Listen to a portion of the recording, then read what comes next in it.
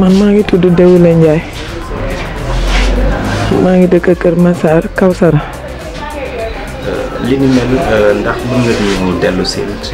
naka la xewee ak lan moo ko sabab. li ni mel de politique la rek ndax man dama bokk ci Benno Bokk Yaakaar démb nag may def sama caravane bokk ci Aminata Assome Diatta mu war fee ñëw pour war ma sargal si ak samay militant benn opposition bi ñuy wax Dieynaba Ndiaye muy gëm sa bopp mu xaar ba ma teg sama mbooloo fii ci mbedd mi mu romb ak caravanam ñu rombee ak seen caravane ñu daal di ñëw jël seen salimo di lakk photo Assome Diatta ma jóg ne leen bàyyi leen tooñ parce que comme kii jotewul ak yéen dara yéen a ngi dem bàyyi ngeen seen yoon ngeen ñëw ci sama yoon dem leen seen yoon léegi ñu daal di may bëmax wañaar sama loxo nangu sama portable léegi Dieynaba Ndiaye ci boppam taxaw daal di ne carrément daal ne ma comme Assome nga may jëndee gisagoo dara di nga xam ne man ak yow ko digaale faale wu ma ko waxuma ko dara mu taxaw di saaga militant yëpp a ngi taxaw fii ñëpp ñu ngi ko fekkee nañ ko ci mbedd mi mu dem ma woo ministre ñëw daal di saafonteeg sama militant yi ma sawuleet ne ma boo xëyee nga dem hôpital nga rajo sa loxo nga xool ba xam ndax damul te nga continuer ñun président santuñu xeex santuñu xuloo dañuy liggéey suñu liggéey rek ma ne ko waaw ñu continuer def suñu tee débat ba mu jeex ay minuit ñu tas animateur bi dugal fii kiyam ay baafulam parce que dafa guddi woon mu ne day bàyyi ba suba mu ñëw jël ko parce que fii la ñuy déparé caravane bi pour def suñu caravane. léegi ñu tëdd ba 1h du matin man ak sama sët ci salle bi ñu daal di ñëw ak sama borom kër sax man xamoon kii parce que mu ngi may yee di ma wax ne ma jógal nga dem tëdd ci biir ma naan ko bàyyi ma tëdd fii tuuti ndax damaa sonn. entre temps nag ma jàppanteeg nelaw moom xaw ma woon sax fu mu nekk ndax nelaw naa mënuma wax au juste fan la nekk léegi ma jékki-jékki rek dégg sama sët bi di yuuxu ma daal di tiit ci nelaw dégg sama borom kër naan jógal lakk nañu taal nañu léegi ma jóg ñëw fekk safara bi tiim sama sët bi ma daal di tiit xëcc xale bi daal di koy génne ma ñëw fekk mbedd mi yëpp ñu taal ko ñu tëj sécurité buntu kër gi ba kenn mënu ko sax ubbi. ñu coupé courant bi léegi nag xale bi moom moo lakk mu ngi hôpital moom ak sama borom kër man sama loxo lañu foog a jël parce que dañ ma agressé presque diggante 19h 18h du moins ndax 17h laa commencé 18h lañ fi jaar 18h entre 18h 19h ci lañ fi jaar def ma nii ba pare 1h du matin ñu ñëw fi. ñu ngi dégg tamit aussi ñi nga xamante ne ñoo def li ni mel ñeneen di nit ñi tamit aussi di laaj tamit aussi ñooñu ban parti tamit aussi lañ mën a bokk ba tax na ñuy def li ni mel. moom daal gëm sa bopp la Dieynaba Ndiaye la tudd mu ngi dëkk fii ci ginnaaw gëm sa bopp la tudd nag moom la tuddee coalition waaw dégg naa nag am na ku muy àndal waaye man ki muy àndal xaw ma ko parce que man Benno Bokk Yaakaar laa nekk fi ma Macky Sall teg rek foofu laa teg discipline parti laay doxee. maman ñu jëloon ay quelques informations ci ñoom ni biñ fiy jaar boobu fekk na lii sax xewul. biñ fiy jaar boobu ñun dañoo tegoon suñu musique toog di fecc di xaar ministre pour mu ñëw fii sargal ci militants yi parce que dañoo nekk fin campagne. léegi ci la fi gis ñun ñu mbooloo fii nekk fii suñu mobilisation ci mbedd mi moom mu caravane am waroon jaar na le mu dévier caravane am jaar nii ci buntu kër gi. ñoom diiraa biñ fi jaaree romb dara dafa xew wala. boobu biñ fi jaaruñu romb biñ fi jaaree ci la ñu ñëw di lakk photo ministre ci mbedd mi noonu photo yi ma taf ñu tim ngoomante pour di jël seen salimo di ko lakk. merci. ak seen pompe à gaz. ci lañ wañaare sama loxo. bëggoon a xam li Assome Diatta yëg na ko wala. yëg na ko ñëw na fi démb ba tey mu ngi fi baagante yónni na fi ñëpp. te actuellement mu ngi noonu di dem principal pour seeti malade yi. merci beaucoup di jéggalu tamit aussi ci coono. man maay délégué quartier fii. alors yàgg naa def sa tur ak sa sant. man Hamady Nourou Sow laa tudd. alors li xew fii nii loolee ban njàngat nga ciy def. njàngat bi daal du rafetul premièrement parce que ay dikkandoo lañ ñun ñëpp ay sénégalais lañ dañu war a dimbalante duggante demante mais yàgg naa def politique parce que 51 diggante Lamine Gueye ak Senghor woote naa ko boobu ba léegi mosuma raté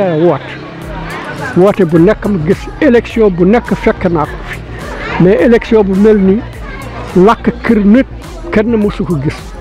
dinañu xeex danañu xuloo danañu defante lu lépp mais lakk kër nit ñëw kër nit taal ko taal bi bu mel nii mosuma ko gis c'est la première fois ko ma gis maa ngi si suma 90 ans mosuma ko gis mosuma ah mbir mi ci ay politiciens la yi nga xamante loolu laa dégg man tam bi ma ko dégg yàggul parce que si après midi bi laa ko dégg maa tax ma ñëw fii parce que si suma notable la borom kër ga si notable yi la bokk mais moo suma gis ku mel no moom ndaw si tamit ndaw ku bari jàmm la militant lañu ñun ñëpp militant lañu mais ku nekk am na fooy far mais pour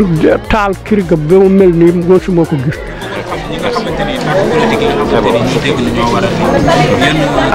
loolu daal moom mënuma ko wax mënuma wax ki ko waral parce que loolu man duma enquête en tout cas daal maanaam kii ku ñu ko def nii daal nitu jàmm la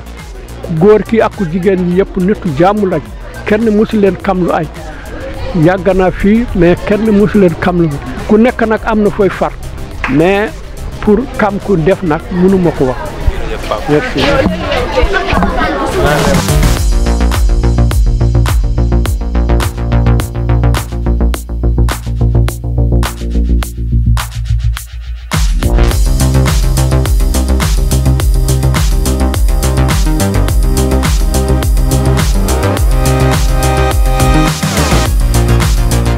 bi ñu yeggee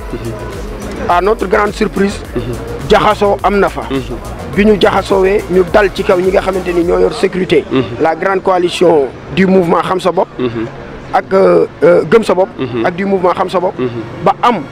ku nu ci gaañ ginnaaw gaañ yooyu sax ñu indi kooku gendarmerie je pense bien que ni ñun fee yooyu la ñu yëg mais ay kër yu ñu lakk ak kër yu ñu taal loolu moom vraiment bi nga ñu joxee ñun information bi ci la ñuy doog a yëg ni sax am na kër gu tàkk te li ñu dégg ci nit kooku def déclaration boobu li mu wax au fait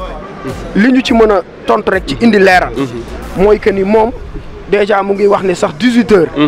ci la ñu jaar fa mu ne et je pense bien que ni ñun 18 heures boobu muy wax fekk na ñun jógaguñu kon donc ku jug 18 heures wala ku jugul 18 heures naka lay mën a attaquer nit à 18 heures et je pense bien que ni suñu itinéraire bi ñu ko tracé ñi ngi jaaree boor bi nga xamante ni moo di booru unité 4 génn pharmacie Dial Diop dem zone de recasement ba dellu si waat fi nga xamante ni moo di case des tout-petits Kër Massar itinéraire bi je l'ai dans ma tête ba tey mën naa ko réciter à la lettre la am nag ci ay affiches yu ñu tafak yu ñu teppi je pense bien que ni ci campagne yi ñu ne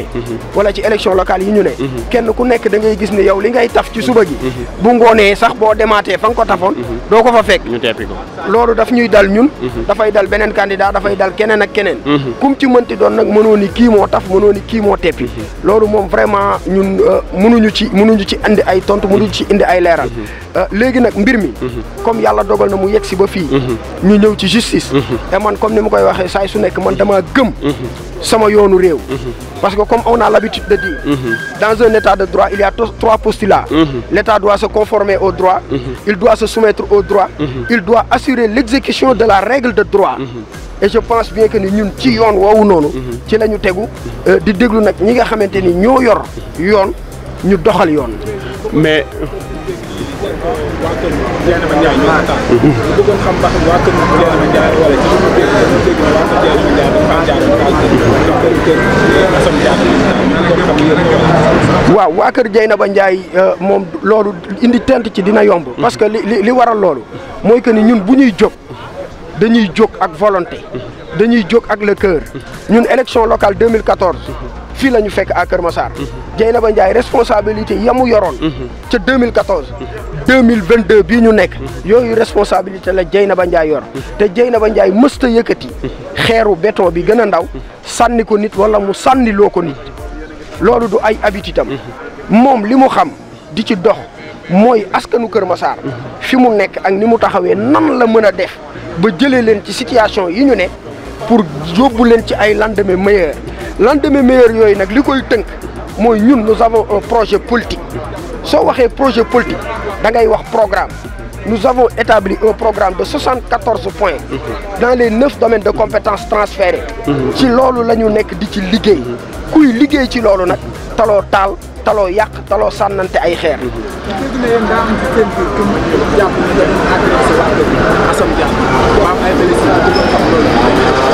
waaw xam nga nag ki ñu agressé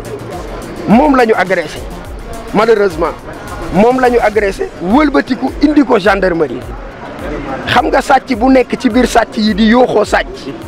ñun loolu la ñu gis tey te loolu mooy li am parce que nag moom la ñu agressé gaañ ko gaañ yu metti ba pare wëlbatiku indi ko gendarmerie waaw nous dénonçons cela. en tout cas beneen bi tamit mooy ñu gis benn audio feed boo xam ne yéen seen candidat Dieynaba Ndiaye moom moo ciy wax ci vocal bi que dafa menacé de mort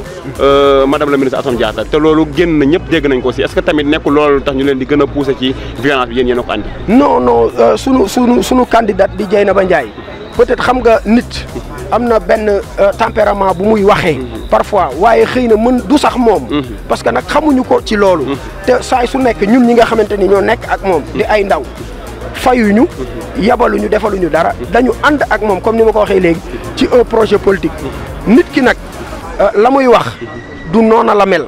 na muy jëfee noona la mel mais Dieynaba Ndiaye kenn ku ci nekk ci ñun ku nekk Kër Massar xam nga ni Dieynaba Ndiaye ci li muy dox mooy le social le progrès et le bien-être des Massarois c'est ça l'idéal ci loolu la ñu nekk. mais ci biir loolu tamit aussi ñu gis seen caravane seen ñaari camp yi yéen Benno Bokk Yaakaar ak bu Gëm Sa Bopp bu Kër Massar Nord rek la ñuy dégg ci Kër Massar ba mu daj même département bi du ñu dégg yeneen camp yi lan mooy seen diggante yéen ñaari camp yi te ay jigéen la ñoom ñaar ñëpp. waa xam nga nag dañuy wax ni lu yëngu lu ne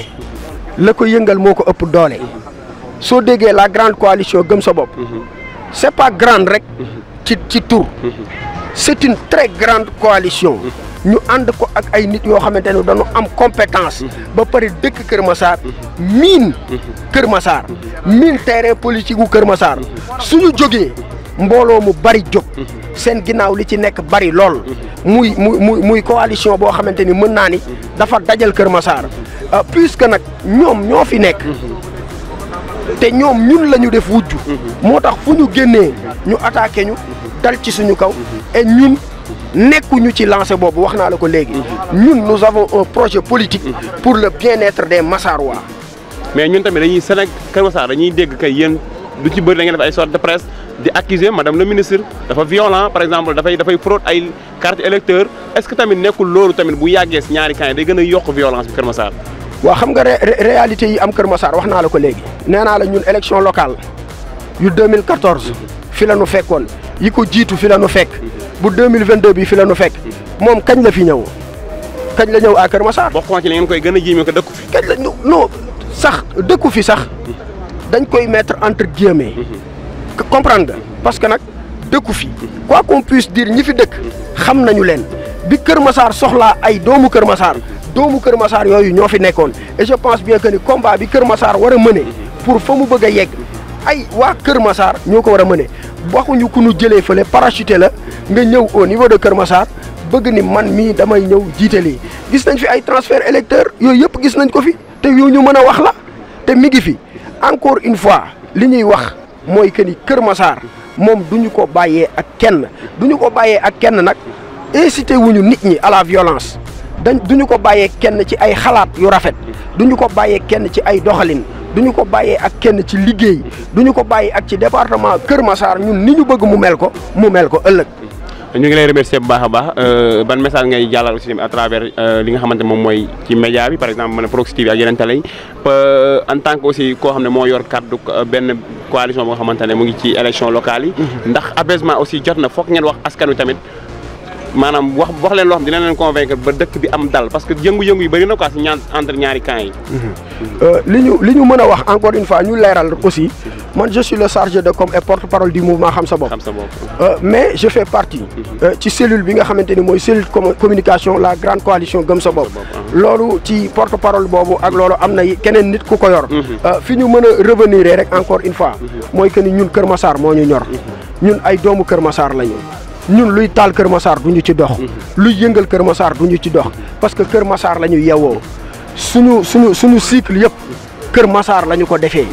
Dieynaba Ndiaye mi présidente mouvement Xam Sa Bopp lu mu guddi fu ko guddi mën a fekk Kër Massar lay fanaan lu mu teel fu mu ko mën a fekk Kër Massar lay yewwoo te lépp lu mu am da ko dugalaat ci askanu Kër Massar parce que lépp lu mu am Kër Massar moo ko jox ñun tey dañu toll ci benn mbir boo xamante ni mooy dañ naan lan la ñu war a delloo Kër Massar parce que Kër Massar li mu ñu defal moom moo bari kon donc ñun amuñu intérêt à ce que Kër Massar di tàkk amuñu intérêt à ce que ay doomu Kër Massar di dee parce que nag Kër Massar xëy na léegi la rëy mais rëyul woon tolloon nañ jamono boo xamante ni nii foo gis doomu Kër Massar da ngay xam ne kii Kër Massar la dëkk nga xam ko mu xam la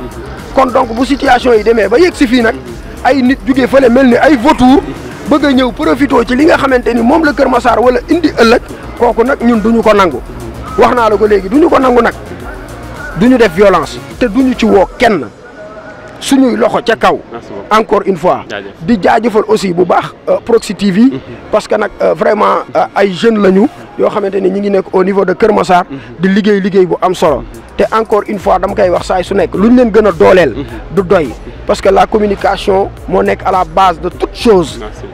su communication ñàkkee dara du dox pareillement aussi ak Siwal TV ñoom tamit ñu ngi fi ñu ngi leen di jaajëfal nekk ay ndaw aussi nekk sur le terrain encore une fois nag li nga xamante ni moo nekk ci loxol yoon loolu dañ koy bàyyee ak yoon gëm nañu nag suñu yoonu réew mais Dieynaba Ndiaye moom kenn du ko xoqatal kenn du ko intimider et nous serons là pour défendre les intérêts de Keur Massar encore une fois ak yi nu nekk kon sañoon jàmm rek a fay am ndax jàmm fi mas di am kon bu fi yàlla ndeel ñu tey dana nu metti ñu ñaan yàlla lii rek yàlla na fi yem nag sañoon dootu fi am mukk te li fi am yàlla na sedd bu ñu ni ndoxum mu yi nga xam ne nag moom dal ci kaw mbiru tóngu lii nag ndax nit ku baax la xale bu am yar la xale bu am teggin la xale bu am nag ñëpp ubbeeku na nag wert la wax dëgg ñëpp la seqal jàmm. lan ngay ñaan tamit ñoo xamante ne ñoo nekk ci kuje politique yi. xanaa ñu dal rek nag te xam ne lu mu doon mbir yàlla la ndax ñoom ñi seq mbir yi lii am tey